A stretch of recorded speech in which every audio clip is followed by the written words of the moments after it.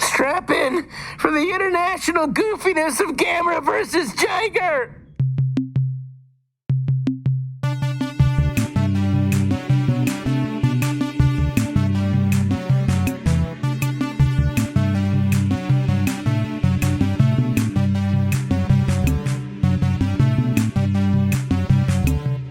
This time we watch Season 13, Episode 7, Gamera vs. Jiger. It's Japan's answer to Meet Me in St. Louis.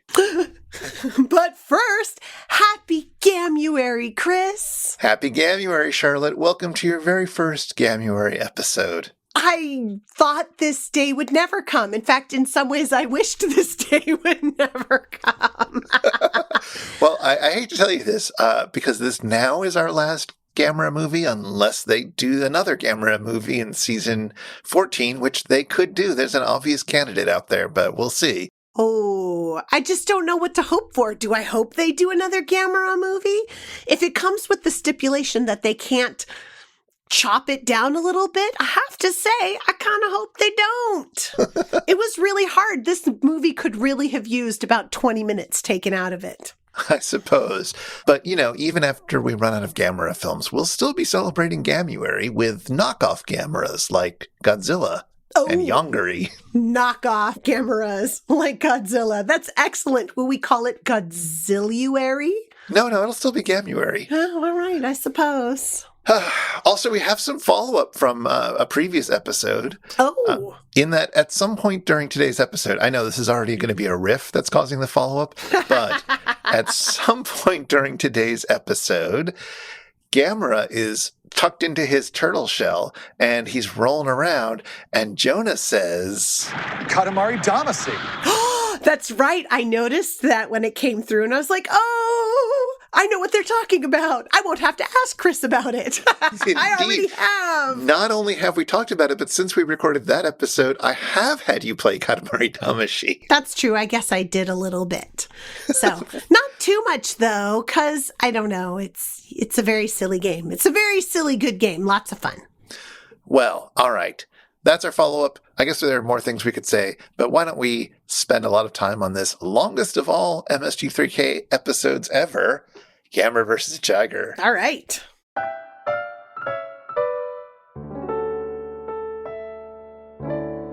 This time we watch Season 13, Episode 7, Gamera vs. Jiger.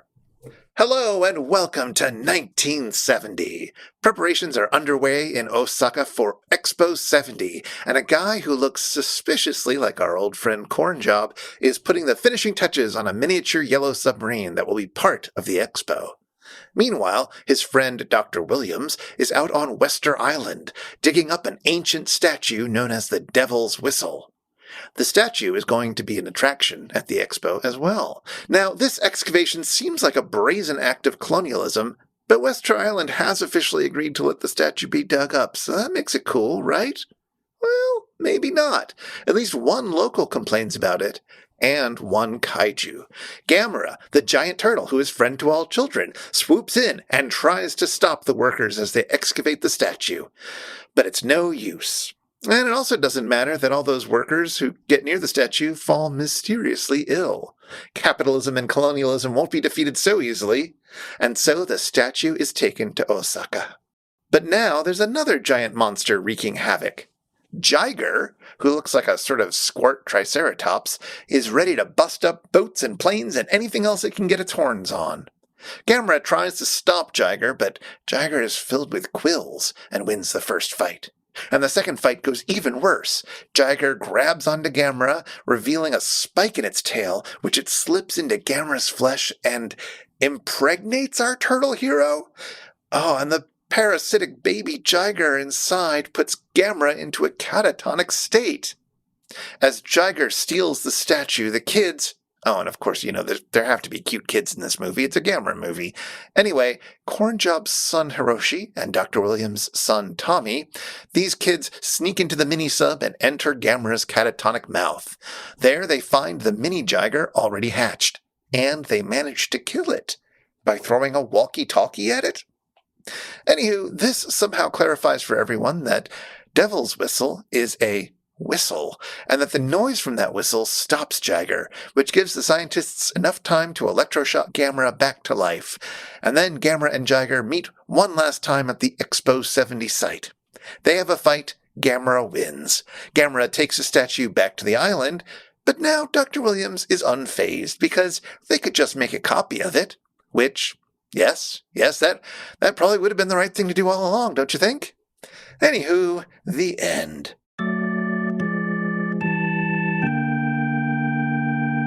Meanwhile, on the Satellite of Love, Grandma Pearl is just so darn proud of her granddaughter Kinga.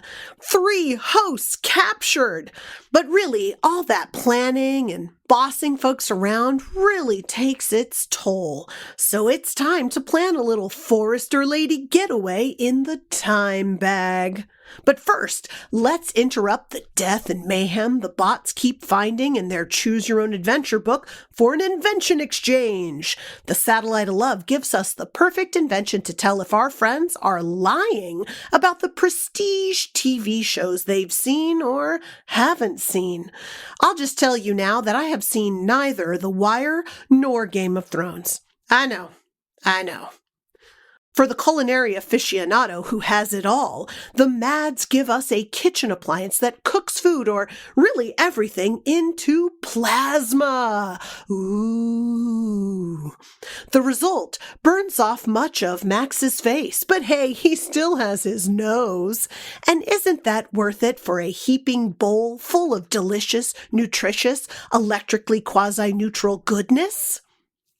At movie break 1, Jonah and the bots encourage us to come to the Expo, where the Expos of the future have come back into the past to show us what's to come. A butterfly pavilion, the One Crow Show, an exhibit of endangered animals we endangered, and the never-ending Pavilion Hall of Hall Pavilions, where we can see an expo inside an expo, inside an expo, inside an expo, inside an expo, inside an expo, inside an expo. Next movie break, Tom invites us to join the Tom Servo School of Roaming Multinational Accents for Children, where we too can learn to speak unintelligibly in abrasive accents to sound like no one on earth actually sounds. Another break from the movie, and frankly, we could use a few more. We learn the results of the physicals for all the residents of the Satellite of Love. GPC and Tom have a skeletal structure that they stole from others in an attempt to become the next Pinocchio. Crow is made of socks and a magic 8-ball. Why? Ask again later. And Jonah's insides are robot parts? What? Well, we'll never learn more since the doctor has been eaten by a giant brain. Don't you just hate when that happens? The movie's done, finally, and the gang leads us in an Irish wake for Jiger, where we sing a good old Irish monster funeral song? Yes, raise a glass and shed a tear and roar a roarful roar to the monster of our hearts who isn't living anymore. R.I.P. Jiger. What do you think, sirs? Well, it's a Gamera movie. It is a Gamera movie, isn't it? It's a huge slice of Gamera. It's got all the hallmarks of a classic Gamera movie. It's got Gamera, it's got kids, it's got a plot that goes a bunch of weird places, it's got some ridiculous fight scenes that drag on a bit. What more do you want? It's even got the Gamera song. We're at least in the period where the Gamera song is there. It's yes, and I understand from celebrating many Gamuaries with you and previous co-hosts that the Gamera song makes everything better. So I do have to attest that that is the case when the campy, jaunty tune comes on to remind us that we love Gamera, even though only like 3 people in the entire film seem to believe in him. Make that 4, right? Because Corn Chop 2. But seriously, the monster fights are so slow. They're so slow. I mean, I guess if you're the size of an enormous apartment building and you're fighting another thing the size of an enormous apartment building, I guess it is going to be a slow fight. But But it's a slow fight taking place at Expos 70. And on a remote island. Yeah, we get some different locations for the fight. Well, and look at the variety of locations. I mean, apartment building complexes, Expo 70, the ocean. It's pretty good. We don't get any good fights on other planets, and we don't get Gamera flipping around on a pole like he does in other episodes. This is not Gamera versus Giron. This is not going to take over the mantle of my favorite Gamera movie, but it's pretty nice. And Gamera doesn't convalesce in space. I think I was promised that Gamera always convalesces in space. Instead, he convalesces half submerged in the ocean. He does that too sometimes. Oh, well, there you go. Wherever it has to be. I mean, it feels like it should be in some sort of a cocoon pool, right? Where he's like stealing the nutrients of alien beings. Why not? Well, this time it's because he's pregnant, and you don't always get to choose where you become pregnant. Yes. In fact, I would choose not my lungs. Thank you. Lungs seem like a terrible place to be pregnant. All right. Admittedly, he's not actually pregnant. He's got a foreign body, a parasite inside of him, much like elephants sometimes get in their trunks in the most disgusting scene that's ever been admitted into an MST3K episode. Oh my God. And I'm so glad you gave me a heads up for that because ew. I was so glad I could use my hand to cover the screen during that part of the episode. It was just such a weird thing to include inside of the movie. I mean, no scientist in a Gamera movie has ever been asked to actually present their credentials and knowledge before. We're perfectly willing to accept it. We're watching a Gamera movie, everybody. You could just say, I've worked on parasites and elephants before, and I think what's happened is, but no, we have to have the demonstration with scientific footage. It was so gross, Chris. Ew. I think we do get scenes of scientists giving slideshows about their relevant expertise in related fields in other Gamera movies. I think that's usually how they sort of wedge some science into it, but it's not usually as disgusting as this. No, generally it's more like the archaeologist, right? Where you just have a few slides about how it's really important to bring history alive for people. Yeah. I don't know. I keep thinking about that scene and like, is it meant to appeal to the children that this film is marketed mostly towards? Kind of. It's kind of an interesting, gross thing that kids, some kids at least, get really into. Do you really think so? I guess I was just never into that. I mean, there's a reason I didn't go into being a doctor or a zoologist, Exactly. I grew up in a house where my mother, who was a nurse, would flip around the cable stations and sometimes come across public access TV shows of operations. This was the thing. And so she'd flip by and she'd just stop and I'd be like, please continue. And she was like, oh, sorry. I was just really interested in this appendectomy that they're putting on TV. Yeah, no, thank you. The closest I ever came to that, there used to be a TV show on one of the cable channels that was somebody's birth story. And it wasn't just like, oh, look, pregnant person, and then, oh, baby afterwards. It was like the birth. And I think at that point in time, I was like, wow, why do women do this? Are you telling me you didn't film the birth of your child?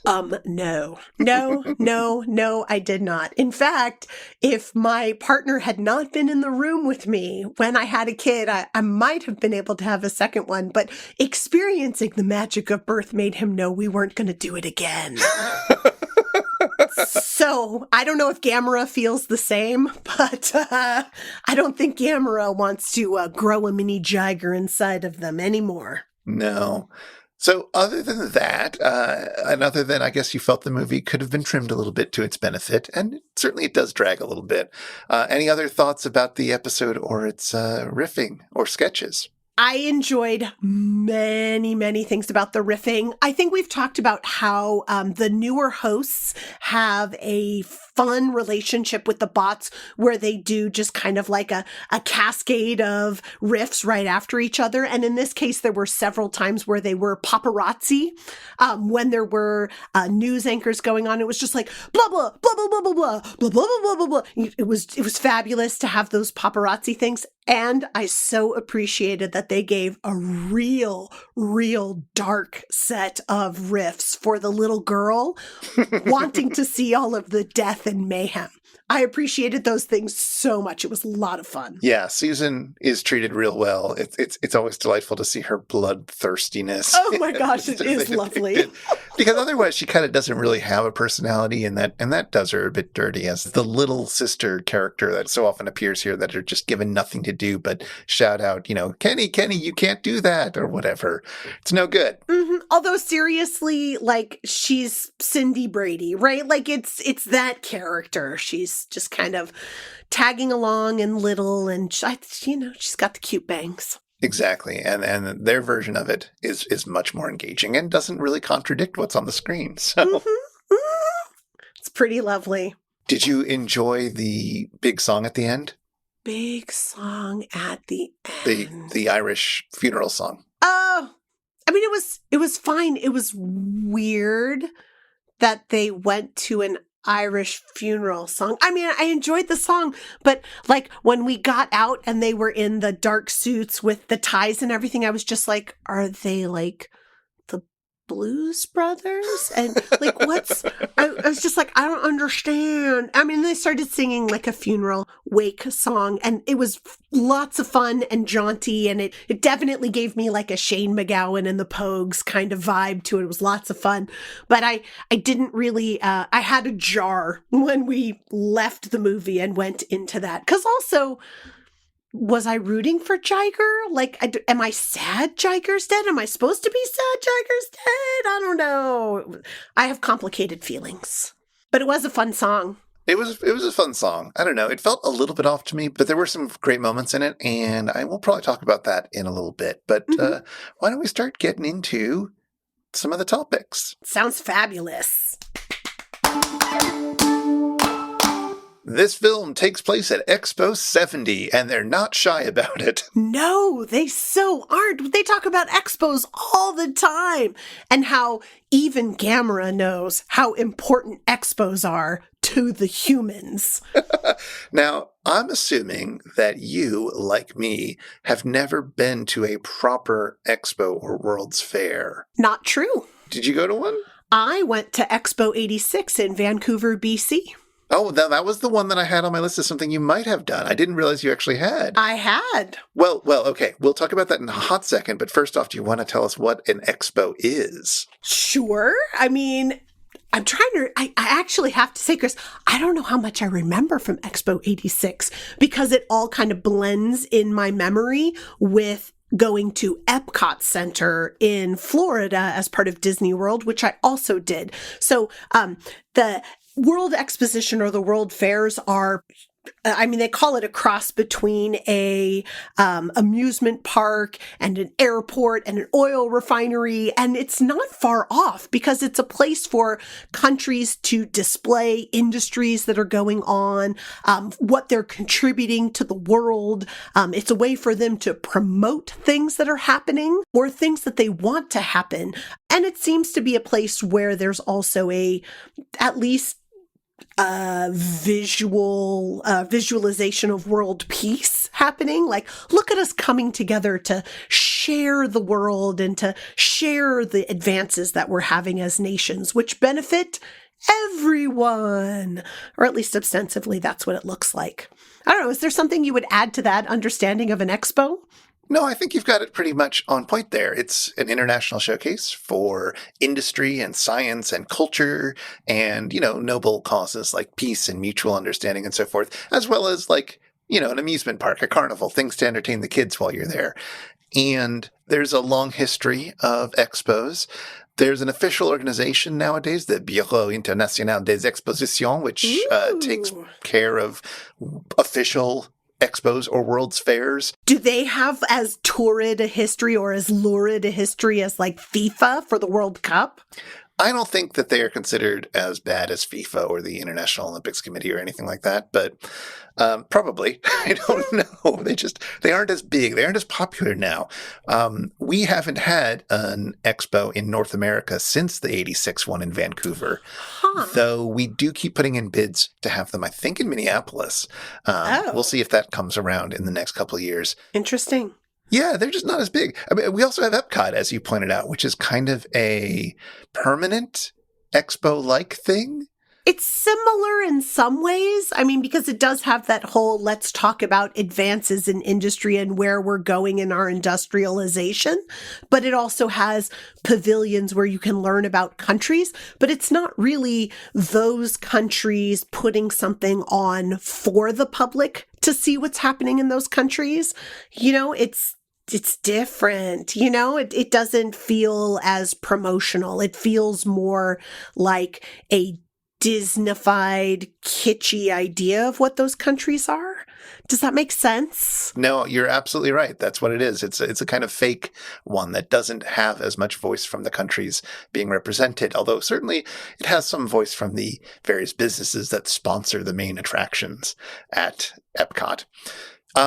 Expos became a big deal in the mid-19th century, although the history goes back a little further than that. But the sort of first big modern expo was the Great Exposition in London at the Crystal Palace, which was built for that.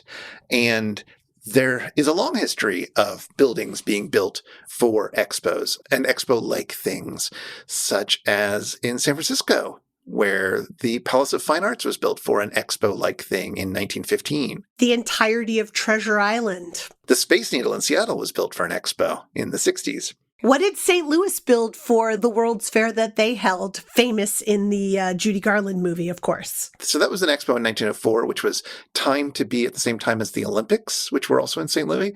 There's a building that was made for that called the National Cash Register Building, because cash registers were enough of an industry that they actually had a building to show them off, I guess. Oh my gosh, what a weird thought. You know? Weirder still is that they picked that building up and took it to the Lewis and Clark Exposition in Portland in 1905. What? Yep. And weirder still is that that building is still in Portland. It's now part of a local chain of bars called the McMinimans, and it's located in a far-off part of Portland called St. John's. Oh, yes. Although now we use it as a movie theater. It's now a movie theater, yes. It's a place that I think both you and I have popped our heads into from time to time. Mm-hmm. I've seen movies in it many times, actually. There you go. So yeah, you've been in a building that was built for the 1904 World's Fair. I knew that that was from the 1905 Lewis and Clark Exposition, but I didn't realize that that had come from St. Louis. Yes. How interesting. Look at that, me learning about my own hometown. And of course, I have to shout out the Montreal Expo 67, which was a huge deal up in Canada, up here. And also, of course, the New York City Expos in 1939 and 1964, which gave us several cool things in Queens anyways, and which, inspired my game show podcast, Game Show 1939, which should be coming back for its third season any day now. Ooh. Once I finish writing it and recording it.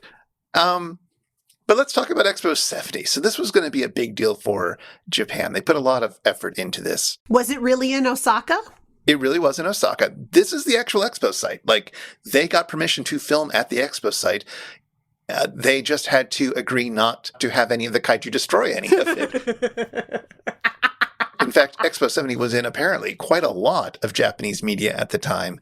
It's in all sorts of TV shows and whatnot because they wanted to promote the expo, and it was a cool thing. One of the things about expos is that they often had really remarkable architecture.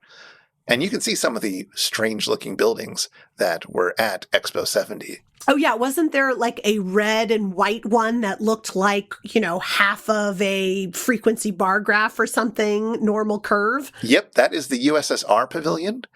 And it was, I think, the tallest one there, or at least in some shots it was. I don't know if it was taller than the sort of central Tower of the Sun that you see a few times. Mm-hmm. That's still in Japan. That still exists at the site.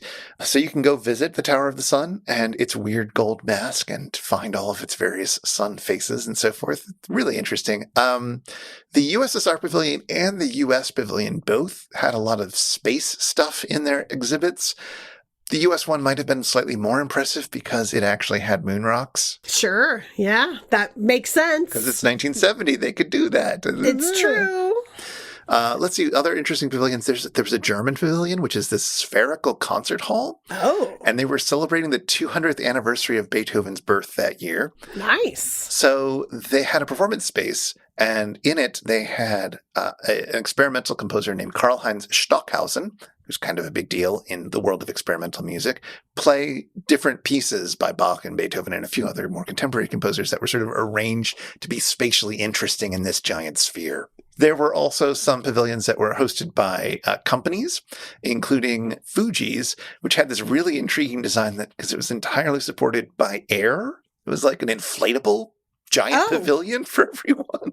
Oh, that's really interesting. And Pepsi had like an experimental happening space, which was meant to sort of evoke, I don't know, like Warhol's factory or something, where there'd be like films on the walls and music tripping out, and there'd be all sorts of, it's Pepsi. I don't know what they're doing.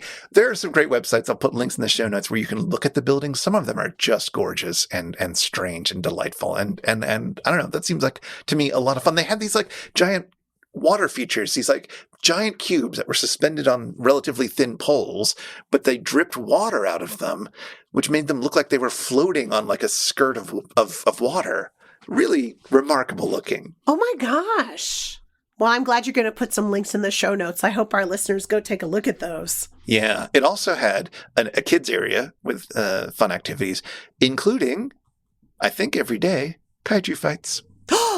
Mini kaiju fights, though, right? We're not talking on the scale that we see in this movie. Yeah, I assume they were Disney-style actors inside of the kaiju suits fighting each other. But did Gamera make an appearance at this expo in the kaiju fights? I don't know. I hope so, but I wasn't there, unfortunately. And even though Jonah and the bots seem really down on expos, like they seem to think that they're super not fun, I don't know. Epcot was always my favorite of the Disney places to visit. Maybe I'm just a big nerd that way. Yeah, it doesn't seem to me like the rides in the land of make-believe are really going to be what draws in you, but maybe, I could totally be wrong. I could see you going on a Mr. Toad's Wild Ride every once in a while, but really, like the country pavilions were really fascinating at Epcot Center, and I can see why Expos would be offering something similar, and hopefully something that's a little bit more authentic. Because again, like maybe Disney's better now, but I remember it being a little bit, I don't know, maybe leaning into stereotypes. Yeah, so, but honestly, I haven't been to Walt Disney World since like 1989, so it's been a little while. Well, as somebody who was there in the early 90s, I can say it's definitely the same. Fair enough. I guess I'll have a chance to find out because Osaka's about to have another expo in 2025. And are you going? Are we making plans to record a live podcast there for the next Gamera movie? Wow. We'll see how the Patreon works out, but maybe. Let's just say maybe. Hey, everybody, it's time for the Shallow 13. It's time for the Shallow 13. 13 fabulous pavilions filled with facts about today's experiment, Gamera versus Jiger. Go, Charlotte, go! Kon Omura is back! You'll remember Omura from his triumphant portrayal of Cornjob in Gamera vs. Giron, aka Officer Kondo or Konchan. And we are delighted to report that, as of time of recording, Kon Omura is still alive, and he's acting regularly in the Japanese TV mystery series Akai Rekyusha, or Red Dead Wagon. Did we never talk about Omura in our Giron episodes? Oh no! Okay, so Konchan, gained popularity as the star of a kids' show, Tonmatengu, in which he played an Edo period warrior who was a bit of a doofus, but, after he popped a pill, would become a skilled, if unorthodox, swordsman. So, kinda like the Roger Ramjet of Japan. Omura continued as a popular children's entertainer and was the MC and possibly the director of the children's entertainment at Expos 70. He also appeared in several popular ad campaigns with his goofball persona. But as he got older, he would appear in less child-friendly fare, such as his appearance in the 1981 biopic of the Japanese artist Hokusai, which was originally translated into English as Edo porn. Our pith helmet-wearing archaeologist, Dr. Williams, is played by Franz Gruber. Gruber was a journalist who moved to Japan in the 1950s in order to cover the Japanese beat for the New York Times. He somehow managed to parlay this into gigs playing the white guy in various Japanese films, including Terror Beneath the Sea, The X from Outer Space, and Kamikaze Cop, Poison Gas Affair. As always, we've got a few musical references in the riffs. Early on, young Hiroshi notes that the Devil's Whistle is an ancient idol, and Tom says, Like Ruben stuttered. Ruben Studdard came to fame as the winner of the second season of American Idol in 2003 and won a Grammy that year for the Best R&B Male Performance. He would have less luck in 2013 on The Biggest Loser, though he did lose 100 pounds. As the movie gives us an overview of Expo 70, Tom announces, It's Senri Hills in Osaka. Featuring the Starland vocal band. Over 70 countries are participating. Have we never covered this one? Starland Vocal Band is the group behind the 1976 hit Afternoon Delight, which was so successful it led to the band getting a variety TV show, the Starland Vocal Band Show. They really were just handing variety shows out to everyone in the 70s, weren't they? And yet, the Starland Vocal Band Show had a surprising breadth of talent. Its cast included a young David Letterman, Proctor and Bergman from Firesign Theater, but also Mark Russell. You know, the piano-playing political satirist? We discussed Mark Russell when MST3K did a parody of him during Season 3's Gamera vs. Giron. Let's see, there's also a few food chains that get represented in the riffs, such as in this moment. Look, son!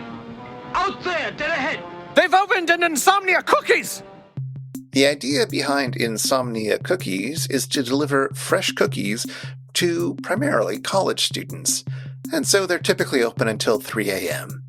Because if there's one thing that will help you finally fall asleep, it's a late-night cookie. An injured Gamera is rolling back and forth on his back, and Jonah quips, This reminds me of the time I overdid it at Hometown Buffet. Woo-hoo! Can't go back there anymore. Hometown Buffet was a chain of all-you-can-eat buffets owned by the same people who ran Old Country Buffets, which I've been to, the Ryan's Buffets, and the Furs Fresh Buffets. And alas, Jonah can't go back there anymore, and neither can I. All these buffets were shut down at the start of the pandemic, and there are no plans to reopen them. As Gamera makes a bank turn over Osaka, Crow goes, Just gotta stop at the Ewww first, hit the Mac machine. You know, it's fun that MST3K is now based in Philadelphia, because now we can offer trivia about places other than Minnesota. I was secretly born just outside of Philadelphia, and we would go down to the Ewww when I was a kid. Ewww is a regional chain of convenience stores, especially popular around Philly. Think Sheetz or Circle K or Buc-ee's or Plaid Pantry or whatever your local equivalent is. Oh, and a Mac machine is a money access center, a precursor to the ATM. Some people still call ATMs Mac machines in Philly. The movie lets us know that Jiger comes from a Mu continent word. It uses a Mu continent word, Jiger, meaning a devil, a demon straight out of hell, or an ancient curse that surely brings death. What'd I tell you? The Mu, or I guess Mu continent, is a sort of spin-off of Atlantis, a mythical lost continent usually imagined to have fallen into the Pacific Ocean.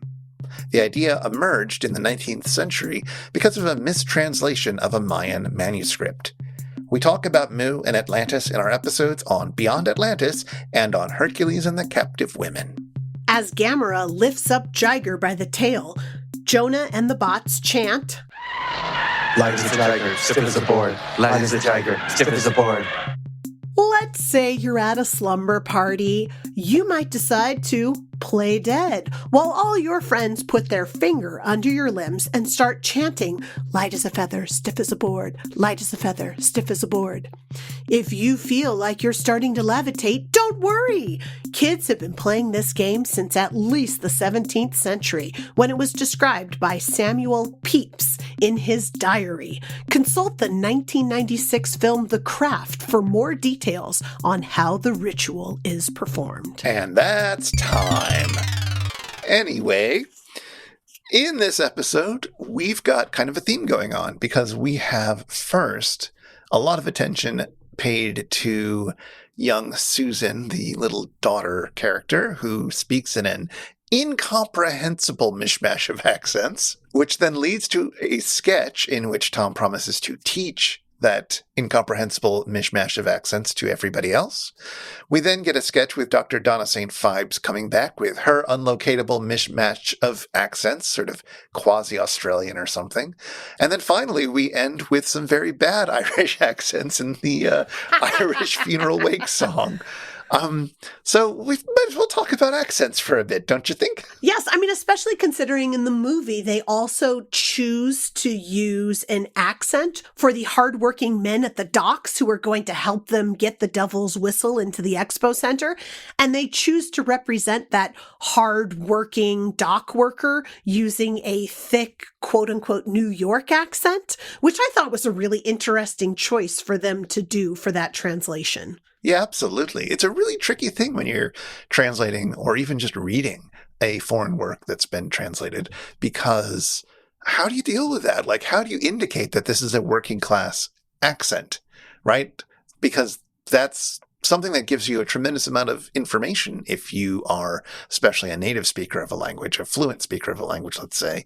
But it doesn't map easily, right? It comes off as very specific in the target language, in English in this case, when these are like from Brooklyn, rather than just indicating, oh, you know, these are from working class Tokyo or Osaka. Yeah, no, very true. And it seems like it leans into a stereotype that your audience may or may not be familiar with. I mean, I remember reading Aristophanes when I was in college, and they needed to indicate the difference between Athenian women and women from another place. And they used Southern accents in the translation to indicate that they were country bumpkins rather than the sophisticated Athenians. And it was like, what a choice for a translator to make, right? And it is a choice anytime you're translating into, in this case, English, to put it in front of an audience. Like, you have to lean into stereotypes, I guess.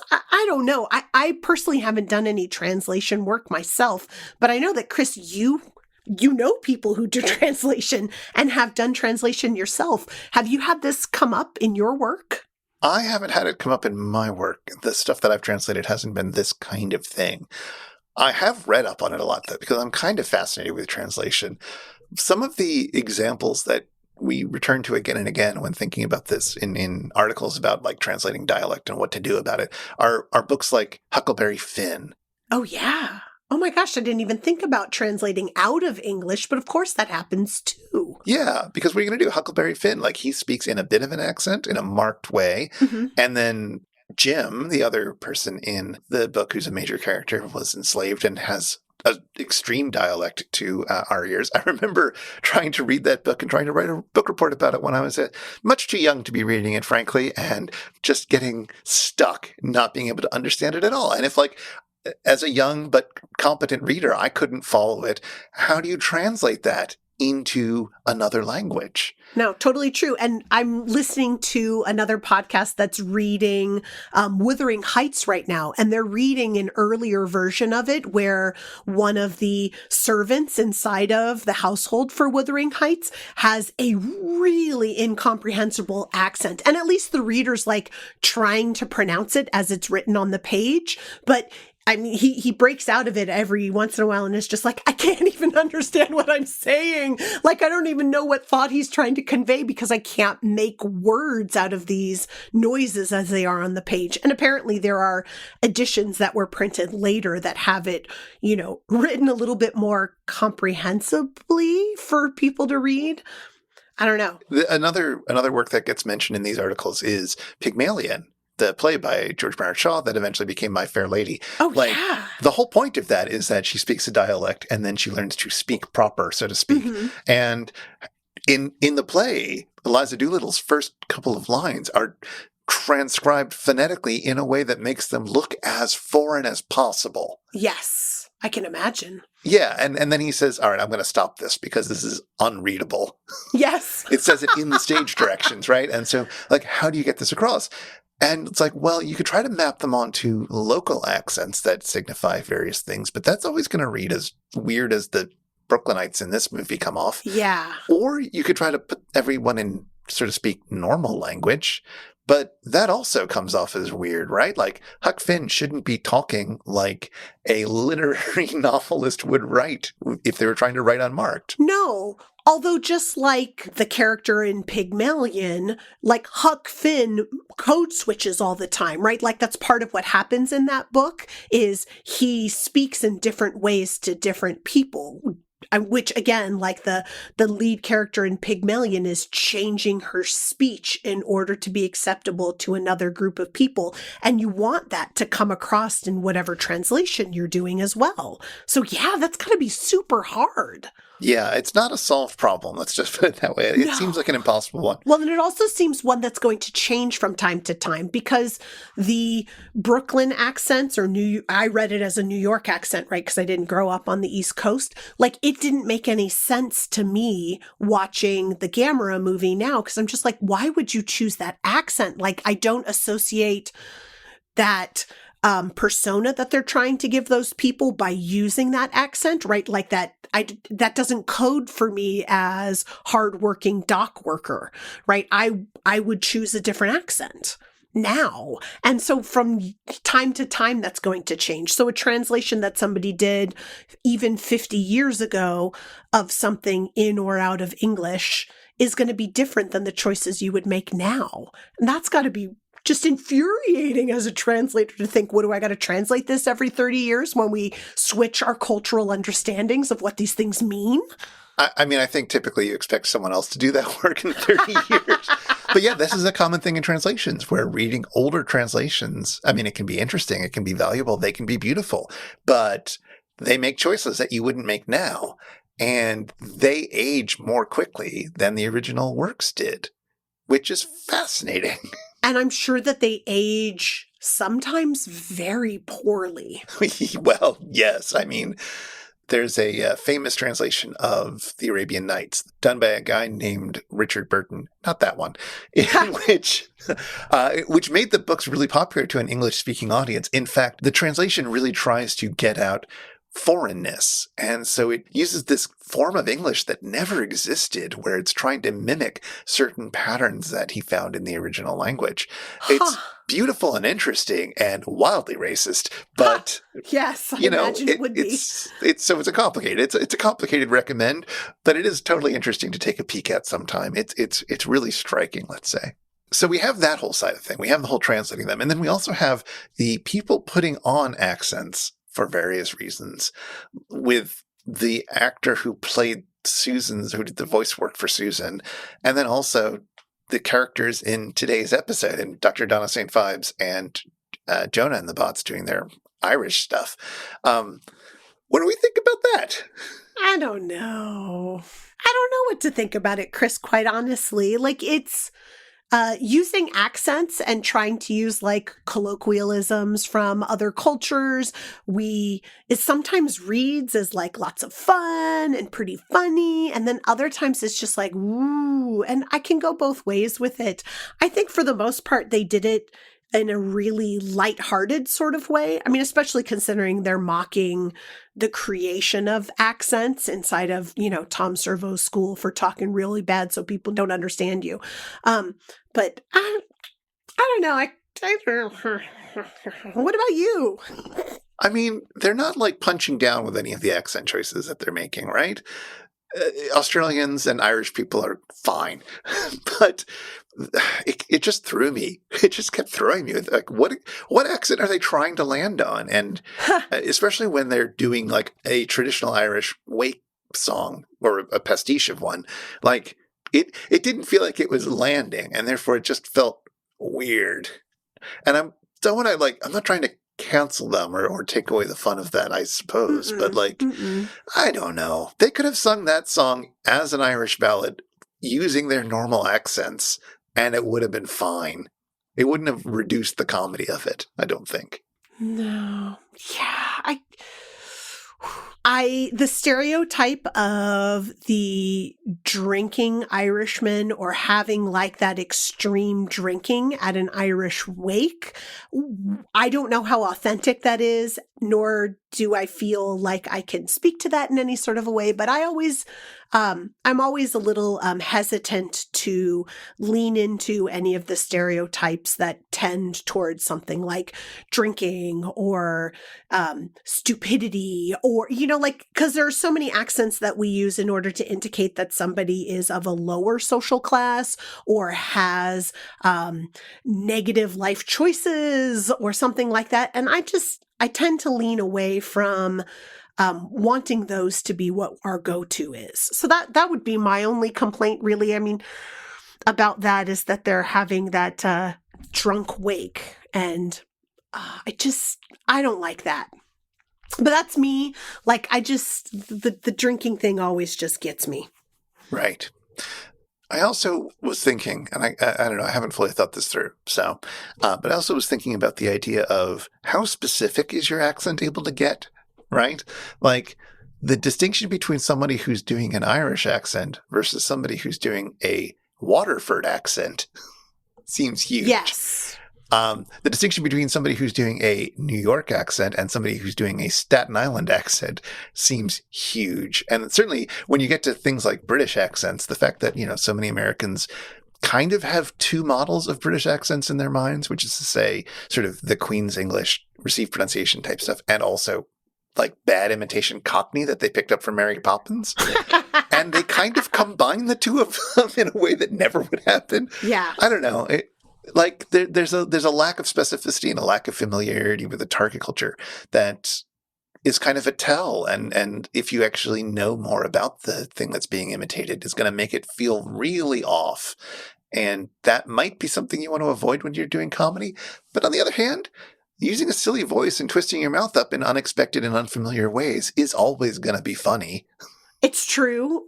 Maybe the Tom Servo's school where they're really going hard on accents being completely unintelligible is a better way to go than having something where you're actually trying to be authentic. It is super tricky, especially for, I don't know if it's more tricky for comedy than it is for something that's serious, actually, now that I'm thinking that. So is it worse for comedy? I'm just not sure. I don't know. Complicated topic. Chris, one of my favorite series of books when I was growing up was a Choose Your Own Adventure series, and I was so happy to see that Jonah and the Bots were reading through one of those. Did you read Choose Your Own Adventure when you were growing up too? I mean, of course I did. They were basically made for me. Sort of seems that way, right? Yeah, no, I swallowed them up. I ate them whole. I had so many of them. Choose Your Own Adventure books were such a big part of my childhood. So, do you have a favorite? Is there any one that you remember in particular? I remember one, I think it was called Return to Atlantis or something like that, where... obviously, as the title suggests, the main character encounters people who are from Atlantis and goes down into that magical realm. So I have vague memories of reading that one. Mostly I remember one where the main character was moving backward and forward through time. I can't even remember what they were trying to find, but I remember them going so far forward in time that they were basically at like the heat death of the world, and the sand on the ground had already like heated up so much it had turned into like shards of glass. Oh. It was really cool. Like, and that image still sticks with me, even though like the storyline of the book does not. I don't remember dying nearly as often as the bots seem to with all of their choices with Jonah's book, though. Dying was relatively frequent, especially in the first few.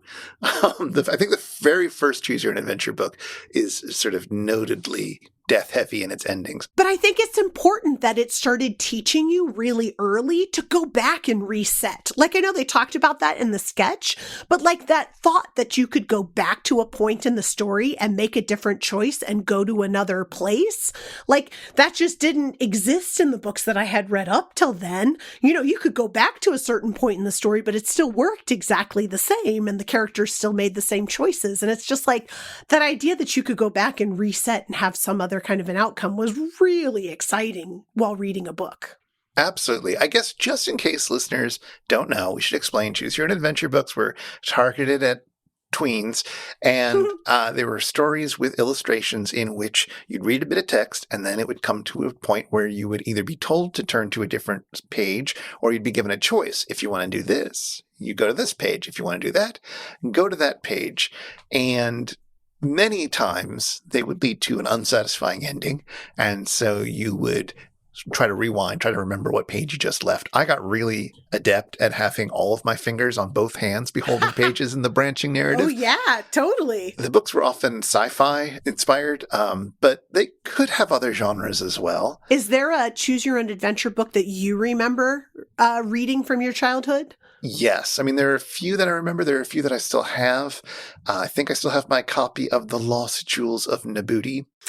Nice. The one that I remember, though, the one that left an indelible impression upon me was a book called Inside UFO 5440. Oh, I don't know if I read that one. I reread it this morning. So the plot is that you are traveling on the Concorde heading off to France when you look out your window and instead of seeing the tip of Greenland, you see a UFO, which nobody else on the plane sees.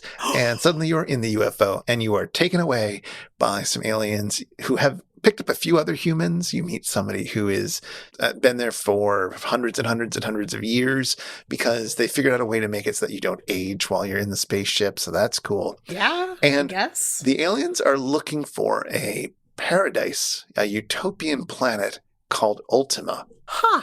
And as it tells you at the beginning of the book, there's always a warning that says, you know, don't read this from cover to cover. It won't make any sense. Here's how this technology works. This book comes with a special warning that tells you that there is a place that you're going to be trying to reach called Ultima.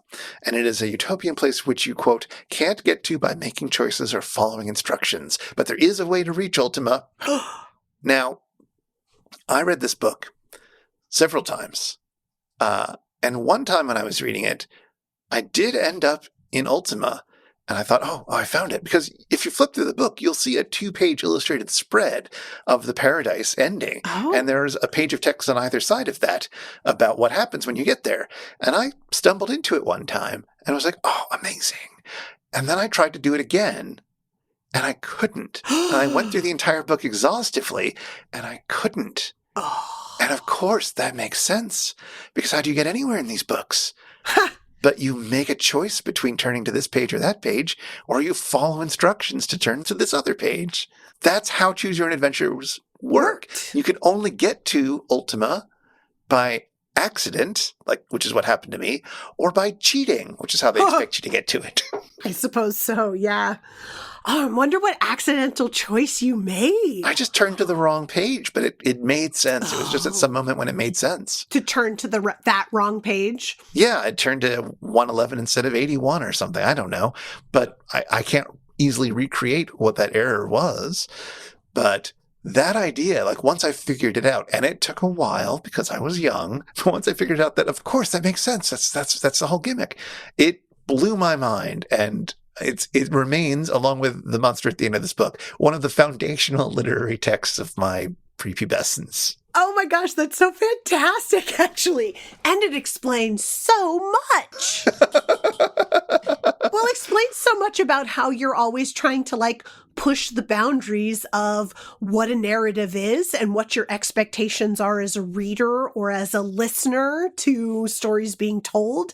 And it also explains your fascination with texts that are non-traditional. Oh, sure. I mean, I don't think that was caused by reading these books, but definitely they were early signs that this was a fascination for me. Most definitely. There is at least one biography or autobiography, I'm not sure which, that I can think of, that uses the choose your own adventure style. And that is Neil Patrick Harris's. Oh, that makes sense. Doesn't it, though? Well, also there was a Ryan North, who is behind the webcomic Dinosaur Comics, put out a choose your own version of Hamlet at one point. Oh my gosh. And no matter what ending you get to, everybody dies. Except for Fortinbras, he's there to save the day. Well, Charlotte, let's not make this the longest ever It's Just a Show episode. I don't want to go longer than the Manos episode, certainly.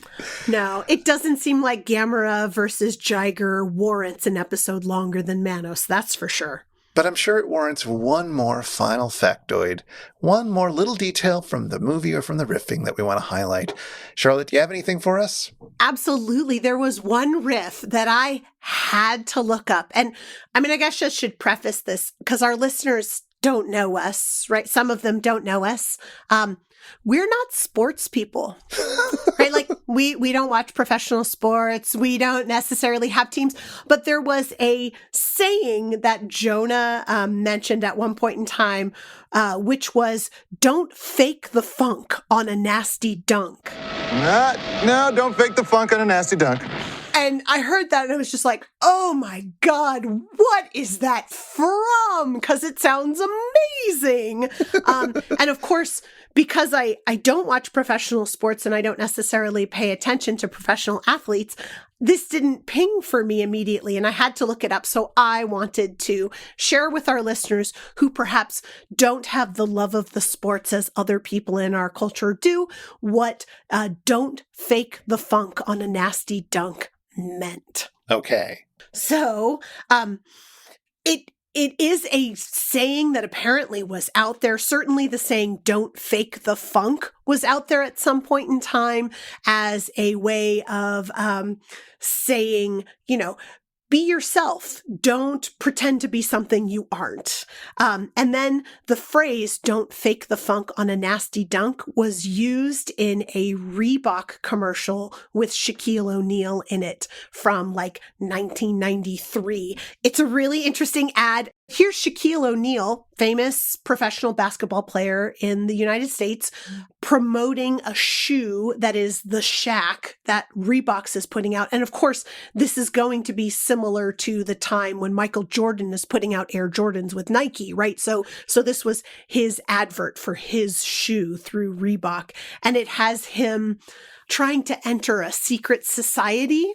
And the password to get into the secret society that he gives is, don't fake the funk on a nasty dunk. Oh, okay. So it's his password phrase, and then he has to show his ID, you know, and they're like, oh, you're early. And he's like, but I'm ready. I'm ready to be, you know, a great basketball center. And, you know, he dunks, and he is not faking the funk on his dunk.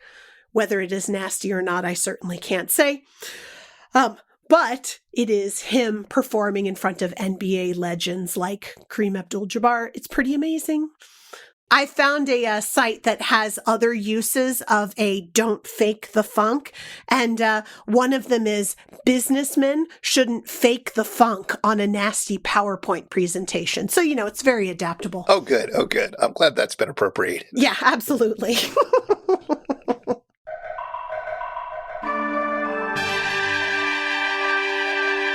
If you've been affected by the issues on this show, if you've ever gotten into a fight at a World's Fair, or if you'd like to ask us anything, get in touch with us. Our website is itsjustashow.com. And technically, we're still on Twitter for now at itisjustashow. We'd love to hear from you. This show is made possible by listeners like you, and like our randomly selected supporter, Jeffrey. Thank you, Jeffrey.